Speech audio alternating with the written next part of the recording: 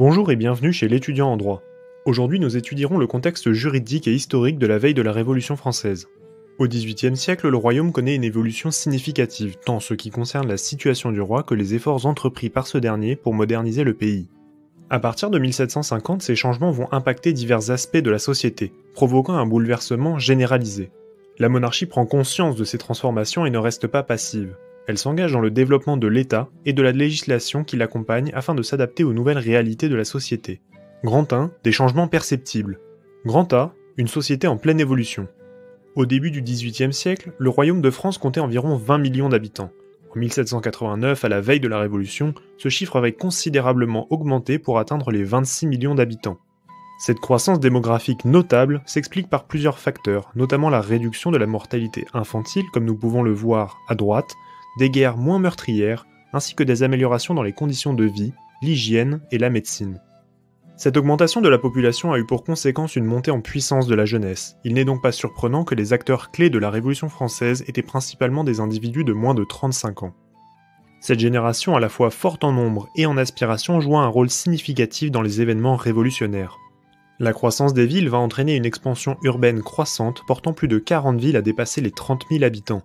L'exode des populations vers les centres urbains accélère ce phénomène permettant aux villes de connaître un développement significatif. Progressivement, la bourgeoisie a abandonné les fonctions administratives pour investir dans l'industrie et le commerce. Ils ont saisi la plupart des leviers économiques et ont occupé des secteurs porteurs nourrissant leurs grandes ambitions sociales. Cette bourgeoisie aspirait à être reconnue et ne voulait plus être considérée comme faisant partie du tiers-état. À cette époque, la noblesse est très attachée à ses privilèges et souhaite conserver sa richesse foncière. Pour financer ses grandes dépenses, la noblesse réactive certains droits féodaux, ce qui entretient certaines tensions avec les communautés villageoises. Grand B, la diffusion des idées. Plusieurs idées se distinguent de ce XVIIIe siècle. Tout d'abord, l'idée de raison, qui apparaît avec Descartes, pour servir de critique à l'absolutisme monarchique. Ensuite vient l'idée de nature, d'un ordre naturel, qui imposerait l'idée d'une égalité entre les hommes et d'une organisation sociale et politique moins absolue. L'idée d'individu avec des droits propres se développe. Ceci contraste avec l'idée que les droits étaient attachés à un groupe ou à une communauté, comme l'étaient les privilèges de la noblesse ou du clergé, ou encore les droits attachés aux corporations et autres. Enfin, l'idée de loi commune qui ne serait pas différente en fonction du groupe d'individus s'ancre dans la société. Avec le développement des publications et leur transmission à l'étranger, les idées nouvelles se propagent dans les salons. La censure devient de moins en moins efficace avec le développement de centres d'imprimerie comme à Genève. Grand 2, des réformes à la Révolution. Grand A, des réformes insuffisantes. La monarchie absolue se rend compte de ces changements et met en œuvre des réformes qui ne vont pas aboutir. Pour combler les dépenses de l'État, un nouvel impôt appelé le 20e est créé et doit être payé par toute la population. En pratique, le roi accorde de nombreuses exemptions et des privilèges.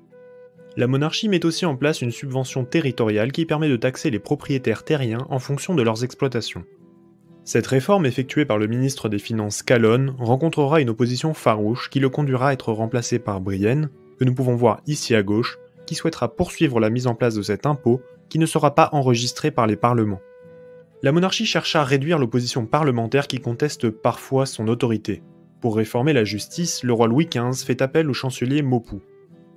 En 1771, celui-ci propose de supprimer la vénalité des offices, c'est-à-dire du système de monnayage des charges. Désormais, les magistrats ne seront plus des officiers, mais des commissaires nommés par le roi. Le chancelier divise aussi le ressort du Parlement de Paris qui concentrait le plus grand pouvoir d'opposition. Malgré la forte protestation des parlementaires, le roi Louis XV conserve cette réforme. À la mort de Louis XV, Louis XVI décide d'abroger la réforme Maupoux en redonnant aux parlementaires leur statut antérieur. En 1788, le garde des Sceaux Lamoignon procède à une nouvelle réforme de la justice en créant de nouveaux tribunaux d'appel pour alléger le travail des parlementaires. Les parlements perdent aussi leur droit d'enregistrement et de remontrance. L'opinion publique se rangera dès lors du côté des parlementaires qui constituaient jusqu'alors une forme de contre-pouvoir. En 1776, le ministre des Finances Turgot va faire prendre au roi 6 édits en faveur de la libération économique du pays, en instaurant la libre circulation des céréales et la suppression de la corvée royale et des corporations professionnelles. Le soulèvement des parlementaires aux maîtres de corporation pousse Louis XVI à renvoyer Turgot et à annuler cette suppression des corporations. Grand B, la montée révolutionnaire.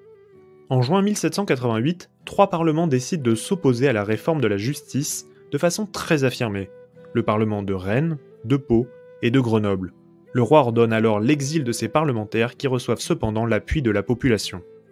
La journée des Tuiles est provoquée à Grenoble. Plusieurs États provinciaux se réunissent et voient le doublement de leur nombre de représentants du tiers-État. Cette journée des Tuiles a lieu le 7 juin 1788 en pleine fronde parlementaire.